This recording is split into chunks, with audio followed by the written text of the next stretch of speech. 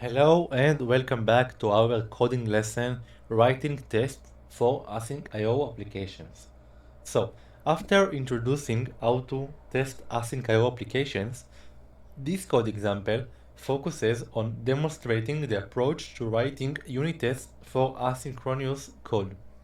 So, testing async applications require understanding how to manage the event loop in test environments and properly awaiting async functions.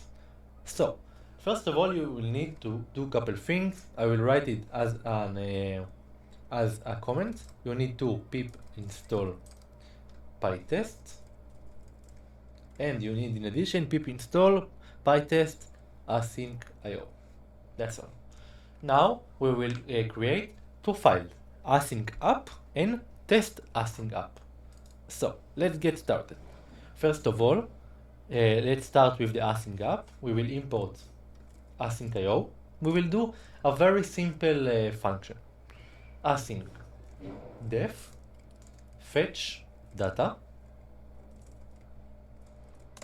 that will await for 1 second. It's simulating an I/O operation and then return a list of data, key with data and the value 1, 2, 3. That's all. Now let's move to the test async app. We will need to import pytest, and from async app let's import fetch data. That's all.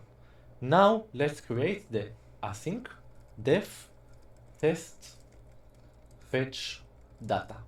As you can see, I got this green arrow because I wrote test. Now we will need to add the decorator of pytest.mark.asyncIO. Okay. Now let's create the test. Result will be equal to await of fetch data. And now let's do assert. Assert on what? On result equals to the list, the dict of data with the value 1, 2, 3, and if it doesn't equal, so expected result did not match. That's all. Okay, so let's run it. And as you can see, the test was great. We got a green arrow. If I will change the value of the number, let's add the number 2 and run it again. As you can see, I got an X with an assertion error, as you can see. So let's explain a couple of the things. I will put these two files together so you can see them. The async app.py contains a simple asynchronous function that fetch data that simulates fetching data with a delay, mimicking an I/O operation. The test async app.py implements a test for the fetch data function using pytest and pytest dash AsyncIO.